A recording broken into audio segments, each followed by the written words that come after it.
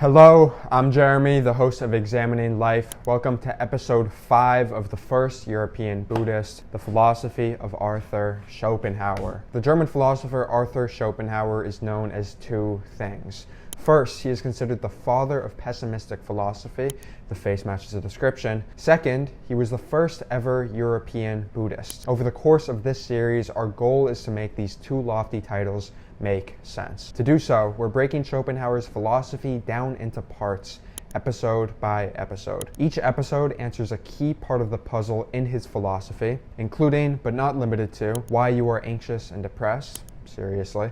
Why no amount of pleasure is sufficient for fulfillment, why individuality is an illusion, the basis of morality, and perhaps most importantly, the way to face life in the midst of inevitable suffering. Last episode, we dove into Schopenhauer's provocative, pessimistic claims about suffering. We understood that suffering is frequent and unavoidable. In its natural balance, the quantity of suffering greatly outweighs that of pleasure. In addition, even if the scales were tilted in pleasure's favor, suffering would still exert a stronger force because of the time scale on which trauma affects us. With the understanding that suffering is the basis of much of our lives, Schopenhauer explained his negative theory of well-being. That is, that happiness is merely the elimination of suffering. On this ground, Schopenhauer explains that we spend most, if not all of our time trying to relieve suffering and attain happiness. However, he claims that this project always fails. Our relief is fleeting and new sources of dissatisfaction arise. In fact, he asserts that this striving for happiness is so fundamental to our lives that without it, we would become bored to death. At this point, Schopenhauer's question to us is this: given what we know about the will, how can we explain the ubiquity of suffering? Schopenhauer suggests two answers to this question. However, before I get into these, I think it would serve us all well to get a reminder on what we know about the will so far. In episode 3, we established that the will is a unity of which any given individual is an infinitesimal part. We've understood that this will, despite being a unity, appears to us as fragmented into innumerable individuals, as though we're looking at it through a kaleidoscope. In the world of representations, we appear to have a self with personal aims and desires, but Schopenhauer insists that this phenomenon, this perception of selfhood, is an illusion. In reality, we are each a part of the single transcendent will. Now, we've understood that this will, by its nature, is best described as a blind, restless striving. We've called this striving blind because it is absolutely insensitive to the majority of the things that we care about. Things like happiness, suffering, fairness, and beauty. We ordinarily experience this restless striving as a pursuit for personal preservation, development, and procreation. On this basis, we've inferred that the same process of striving happens in all other objects, albeit in more rudimentary forms. So again, our question at this point is this: given what we know about the will, how can we explain the pervasiveness of suffering? Before I answer that question, however, if you enjoy videos like this that make philosophy accessible without dumbing it down, I would really appreciate it if you could take a few seconds of your day to like this video and subscribe to my channel. It really helps small YouTubers like me who are just getting started out. Thank you, and let's get back to the video. Part 1. The rat wheel of desire. Now, the first way in which Schopenhauer explains our suffering follows pretty simply from everything we've discussed so far. Our will, insensitive to purpose and reason, incessantly desires more. It demands action, productivity, accomplishment, reputation, luxuries, and so on. It is driven, at least phenomenologically, by a promise of fulfillment at the end of the long chain of striving. However, this promise continually reveals itself as illusory. Nevertheless, Schopenhauer observes that most people find themselves compelled by this illusion again and again for the entirety of their life. He notes that this is a rudimentary part of human nature. Thus, we may be said to be slaves to desire and hence suffering. For the person who has not yet realized the illusory nature of desire satisfaction, they are liable to spend their entire lives dissatisfied with what they have. Hence, all else equal, they are likely to suffer their whole life. Even if their desires start out somewhat simple, a modest, comfortable life, their desires will soon expand. To the extent that the individual is able to satisfy their expanding desires, their restlessly striving will augments their desires, and the person is left to chase their desires like a rat on a rat wheel. Desire, dissatisfaction, and suffering become the rule of life regardless of how much the person has already attained. This is all because they have a will within them that, by its nature, blindly strives for more. This insight from Schopenhauer goes incredibly deep into human nature. I think it's a particular strength of Schopenhauer that he's able to explain such a profound human tendency directly from his metaphysics. Today, in psychology, this phenomena, the insufficiency of any amount of pleasure to bring about lasting fulfillment, is most commonly known as the hedonic treadmill. It's one of the most validated findings we have in psychology today. The tendency to not only adapt to what we have such that it stops being pleasurable, but to seek out more with a false assumption that more is the answer exists everywhere we look. One might even argue, as Schopenhauer does, that the hedonic treadmill functions as the engine that drives human activity. We see this even with the people who have attained and achieved more than anyone else. Billionaires who have access to every worldly pleasure at the tip of their fingers, but are still driven by the belief that they don't have enough. At this point, I think we have a pretty good understanding of this first source of suffering and how it relates to the will. To sum it up in a single sentence, the will causes us to relentlessly strive for more, positing present circumstances as insufficient, leading to suffering. Part 2. The nature of good and bad. At some point in this episode or last, you may have thought to yourself something like this. Okay, Schopenhauer, maybe I do have a faulty relation to desire. Maybe I am wrong to think that further striving will bring me fulfillment. But with regards to suffering, surely this isn't all that's going on. We live in a world that's difficult. Circumstances are unpredictable. People are unjust. Millions of people around the world live in objectively bad conditions. Their suffering doesn't seem reducible to desire. That seems to misplace the blame and responsibility for those people suffering due to horrid conditions. Likewise, my suffering on behalf of a world full of people that can be cruel isn't my fault. Now, Schopenhauer would have a number of things to say here. The first of which is that he would absolutely agree with the assessment that the world is difficult, unpredictable, and full of cruel, immoral people. He makes this point quite clearly where he says, quote, "The chief source of the most serious evils affecting man is man himself. The conduct of men towards one another is characterized as a rule by injustice, extreme unfairness, hardness, and even cruelty. How man deals with man is seen, for example, in Negro slavery, the ultimate object of which is sugar and coffee." End quote. You would get nothing but agreement from Schopenhauer on this point. The second thing Schopenhauer might say is that this notion of objectively bad conditions is mistaken in one critical way. For Schopenhauer, all that there is beneath experience is the will, meaning there is no objective good or bad prior to experience. Thus, good and bad are, for Schopenhauer, evaluations that individuals make of the world in reference to their own will. In other words, good is a subjective evaluation that an individual places on that which is agreeable to their will. On the other hand, that which is disagreeable or obstructive to the will is judged as bad. For example, if my will is manifested through a desire and attempt to eat, and then I'm presented with food, I will judge the food as good, simply because it concords with my will. On the other hand, if in the same situation someone else takes the food in question, I will judge that person as bad, for no other reason than they obstructed my will. While this is a simple example, the schema of evaluative judgment goes all the way up and all the way down to the extremes of goods and evils. Now, there is some additional nuance here, but we'll get to that when we discuss morality. For present purposes, this is more than sufficient. Another way of putting this is that the dismal conditions you're concerned about aren't dismal because they're objectively bad. Rather, they're dismal because they go against everything you strive for.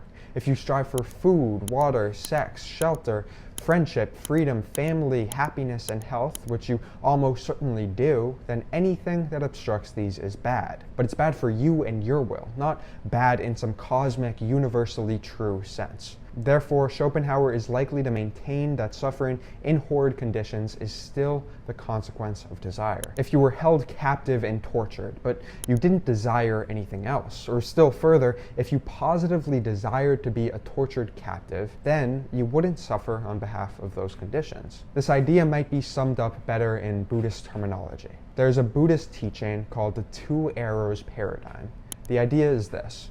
The first arrow represents pain, physical or emotional. The first arrow is inevitable because life is, well, painful. The second arrow, however, is thought to be suffering. The second arrow is self-inflicted, namely as a consequence of desire. We shoot ourselves with a second arrow when we resist our present pains. That is, when we desire to be free from the first arrow. The same idea is nicely summed up in the Buddhist aphorism, quote, "Pain is inevitable, suffering is optional," unquote. Part 3.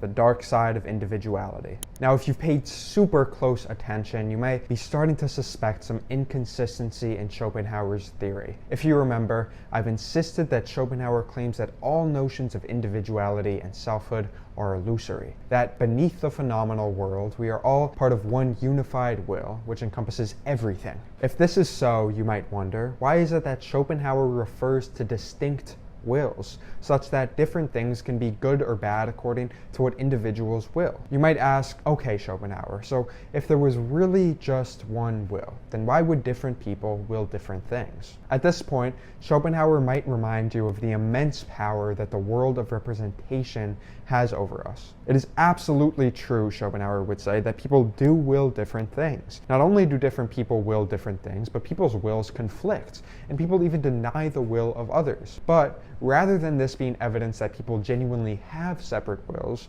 Schopenhauer would suggest that this results from how the world is represented, as fragmented through the medium of space and time. In the world of representation, I see other people at a distance, and identify myself with my personal vantage point. In the world of representation, I have a concept of self that is distinct from my concepts of other people. On this basis, I conclude that I am legitimately separate from others. Then I go on to act according to what appears in my individual interest. However, representation, the mediums that suggest I am distinct from the world, tell me nothing about the will. However, representations of the world are, for the most part, all we ever know. They're so compelling that Schopenhauer, and the Buddha I might add, think that representations put a sort of spell on us. For Schopenhauer, the worst thing we can do, both practically and theoretically, is to be so compelled by representations that we view the world as entirely foreign to ourselves. In fact, he is so concerned by this illusion of separate selfhood,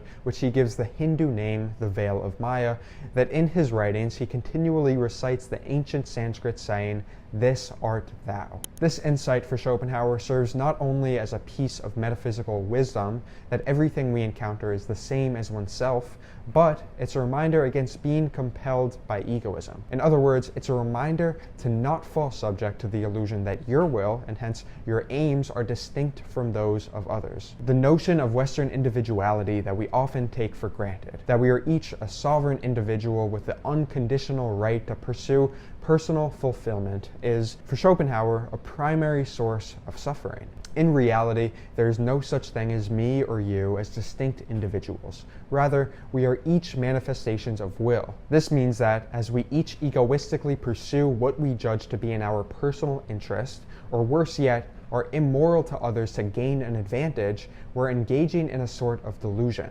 A delusion that has some serious costs. There are two ways in which this dynamic leads to suffering. One is intuitive, the other is a little bit more subtle. The obvious way in which the illusion of individuality leads to suffering is that separateness is a precondition for cruelty. In a world in which everybody views the world, including other people and animals, as essentially foreign to oneself, it permits the usage of people and nature for one's own gain. In other words, if I don't recognize the importance of other people's suffering, then that permits indifference to their suffering at minimum and the sadistic induction of their suffering at worst. In this sense, individuality is a precondition for phenomena like slavery, exploitation, and various other forms of evil. The more subtle point is as follows. If, in reality, I am a small part of a single unity, such that other people and animals are as much myself as my own ego, then any harm I commit upon another is, metaphysically, a harm upon myself. Schopenhauer likens our situation to those of bulldog ants.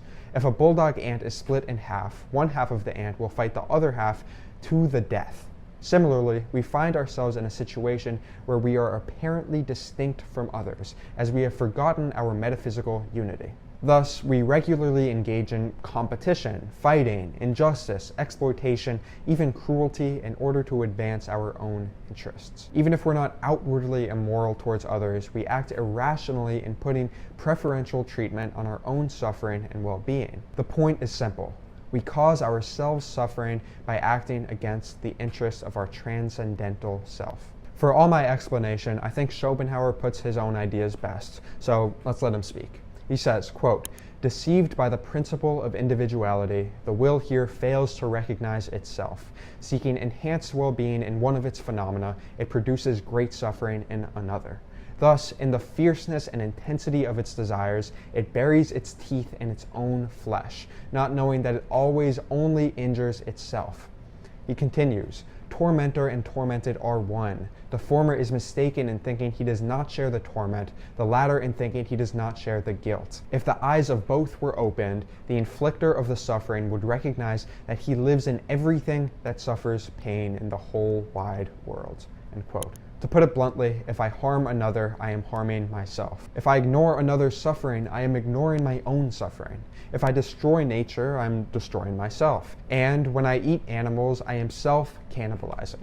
It follows for Schopenhauer that our conscience, which is aware of deeper metaphysical unity, hurts every time we display indifference towards others' suffering, or worse yet, are cruel to others. Therefore, the people guided by egoism and malevolence are continually harming themselves. Inevitably, they are made miserable by their own selfishness and cruelty. If we were guided by true metaphysical insight, the Sanskrit "this art thou," then we would treat the suffering of others with the same primacy as we approach our own pain. We would, as it were, transcend our own individuality in an act of practical wisdom. Part 4. Conclusion. We've covered an immense amount of content in this episode, including some of Schopenhauer's most interesting and controversial claims. We've explained how suffering can be traced back to the will according to two causes. The first cause is basically the hedonic treadmill, whereby we chase our ever-expanding desires like rats on a rat wheel. The second cause results from living in a delusionary worldview, whereby we view ourselves as essentially distinct from the world. Not only is this delusion a precondition for cruelty and egoism, but the cruelty and egoism it facilitates come back to bite the individual in the ass. At this point, it would be natural to ask Schopenhauer for something positive, namely, to stop criticizing how everybody else lives and tell us what to do instead. Luckily, that will be the focus for the remainder of the series. If you've learned something in this video, please like and subscribe. If you have any questions whatsoever, please ask them in the comments section below. I'll do my best to answer them quickly, concisely, thoroughly. We can even have a conversation if you want, whatever it is. If you enjoy this series and want to see more episodes, make sure to subscribe and hit the bell to get post notifications when I release future episodes. Thank you for watching, and I'll see you next time.